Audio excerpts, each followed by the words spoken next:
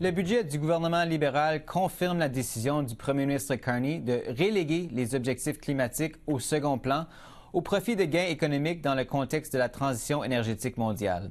Le budget survient après qu'Ottawa a déjà intensifié son soutien au secteur pétrolier et gazier, suspendu les cibles de vente de véhicules électriques et supprimé la taxe carbone pour les conservateurs. Alors, que pensent les groupes environnementaux du budget et quel impact aura-t-il sur la lutte du Canada contre les changements climatiques?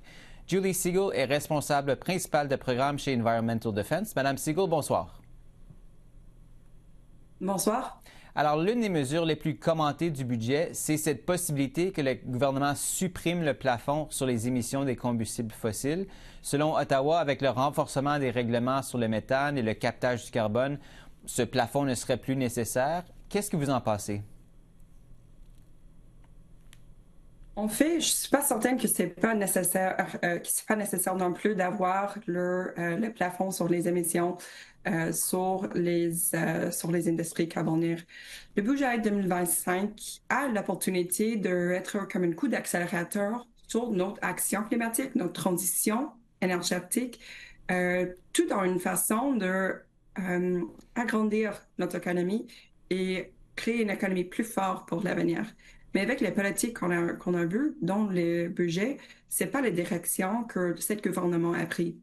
Il y a quelque chose vraiment concerne, y compris que le budget a supprimé le plafond d'émissions sur les combustibles de gaz et d'huile. La vérité est que le Canada est un des pays de G7 qui réduit les émissions les plus lentes. La majorité de nos émissions au Canada vient de la production de pétrole et de gaz. Donc, avec la suppression de la plafond d'émissions, c'est pas un bon signal. Il y a quelque chose de plus encore concernant dans le budget avec la suppression. Il supprime aussi la législation sur l'éco-blanchiment. C'est quelque chose aussi important pour nos entreprises, pour nos investisseurs et nos banques, pour assurer aux Canadiens que la vérité sur les transitions de l'action climatique et ce qui a communiqué avec nous. Donc, dans le budget 2025, il y a quelques supprimations, sont des agitations pour assurer que nous pouvons être compétitifs dans la transition climatique. Le budget ne mentionne ni l'atteinte des cibles de 2030, ni celle de 2035, mais il affirme quand même que le système de tarification du carbone industriel va soutenir l'engagement vers la carboneutralité en 2050. Selon vous, est-ce que c'est réaliste?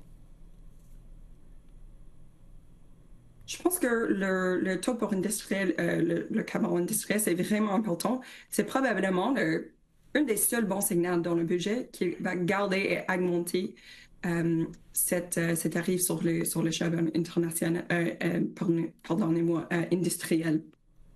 Je pense que la chose vraiment concernante que vous avez mentionnée est que le budget ne parle pas vraiment des réductions absolues des émissions. Il parle pour la plupart des réductions des intensités des émissions sans une assurance qu'on va réduire nos émissions au Canada et de garder un climat sauf et propre pour des Canadiennes.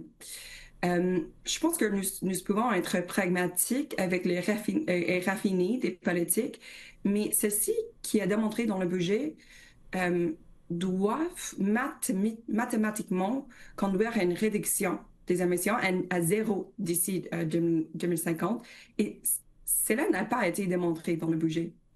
Votre organisation a aussi qualifié de préoccupant le fait que le gouvernement envisage de permettre au Bureau des grands projets d'accéder à des financements publics pour des projets qui pourraient inclure de nouvelles subventions pour des infrastructures liées aux combustibles fossiles et au captage du carbone. Dans quelle mesure est-ce que ça vous inquiète?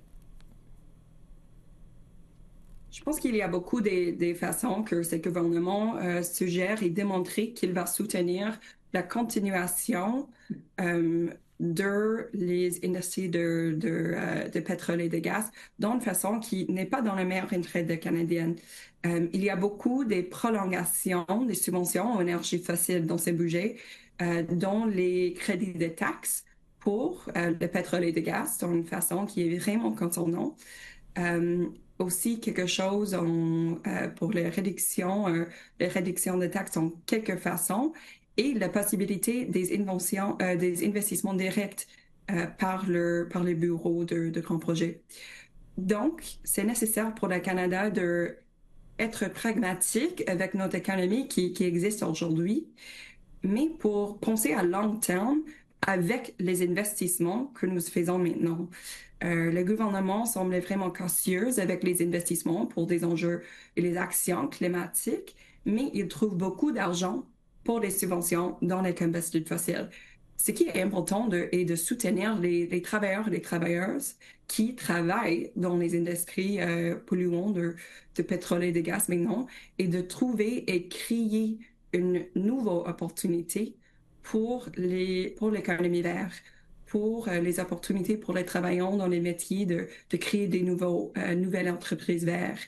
C'est la bonne direction pour les investissements, mais le gouvernement a démontré dans ce budget-là quelque chose vraiment un peu anachroniste où il continue d'offrir des subventions, comme j'ai dit, premièrement avec les incentives de taxes aux des industries qui n'ont pas un avenir dans la transition globale énergétique et qui n'ont pas dans le meilleur intérêt pour les communautés et les travailleurs et travailleuses au Canada. Julie Segal, merci beaucoup d'avoir été avec nous ce soir. Merci à vous et à bientôt.